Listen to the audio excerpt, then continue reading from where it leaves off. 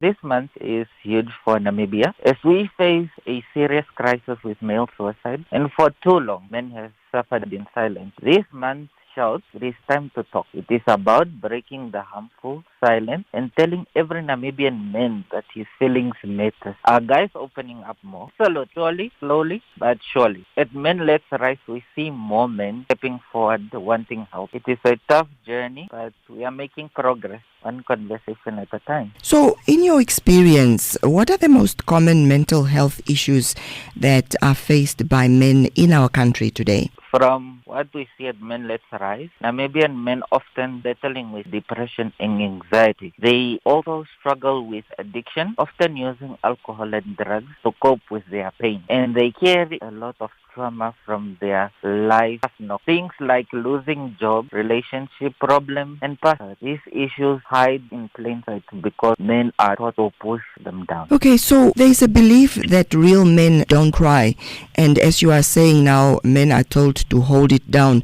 How does toxic masculinity affect mental health and help-seeking behavior amongst men in our country? Well, that old idea of real men don't cry is killing us. It is a dangerous part of toxic masculinity. It forces men to act tough, to never show weak or to never cry. This means to keep all their pain inside. They do not ask for help because they see it as failure. This idea creates loneliness and makes problems worse and tragically leads to more suicide. We have to ditch this idea. So, how does culture, family expectations, or traditional gender roles impact how men experience stress, depression, or trauma? Our culture, family expectation put massive pressure on men. You are expected to be a strong provider, the leader, and the rock. When things get tough, men often feel shame if they can't live up to this. They think that they can't burden others with their feelings. So they bottle up. This makes them now to stress, have depression and trauma, so that it becomes more heavier for them to carry it alone. And it's an unfair load. So talk to us about the signs that men might be struggling silently,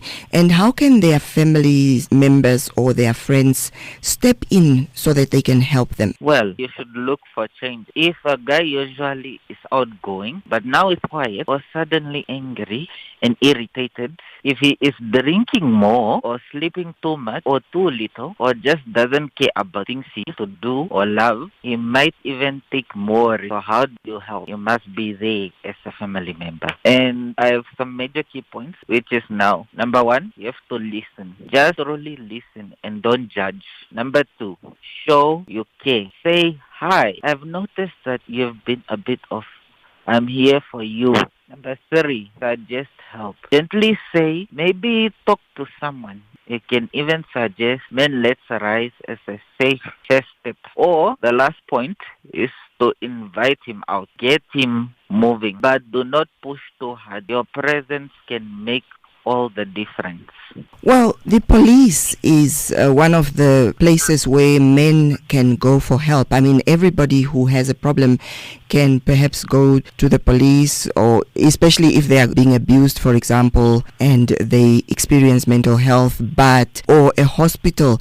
Is it perhaps that men don't know where to go when they are experiencing mental health and they need help and support? Or is it perhaps that they are afraid or ashamed to ask for help? Well, they really don't know places where they have to go because of how they were taught or believe that men really don't seek help. So that support is not really, no foundation for that. And then the first step and the best place to start is at Men Let's Rise. We are built to be the safe, non-judgmental place for you. We have support group and mentors who understand. You are not alone. And you can also visit your local clinic, especially the mental health clinic. It's situated at Central Hospital. That is your safe space where you can go and just get guidance on how to deal with your mental health. So you do not need to suffer in silence. Even just a text or a call to someone you trust, you must take the first step. Of course.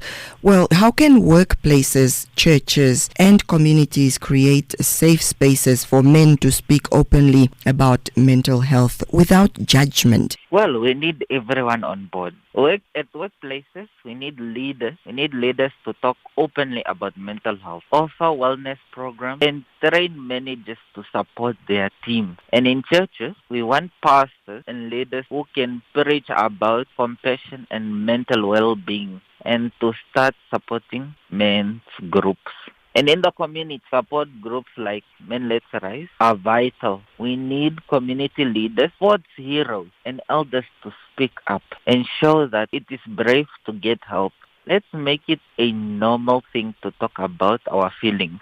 And finally, what message do you have for Namibian men that are listening right now who are perhaps battling silently with stress, with depression, with abuse, with anxiety? Listen up, my brothers. If you are out there battling silently, feeling that heavy weight of stress, depression, or anxiety, you are not alone. It is okay not to be okay. This is not a sign of weakness. It is a sign that you are human and you have been caring too much. Asking for help is the ultimate act of strength. Your life is precious. Your voice matters. And the healing is absolutely possible. Do not suffer in silence. Reach out to Men Let's Rise. We are here for you. Take the brave step today.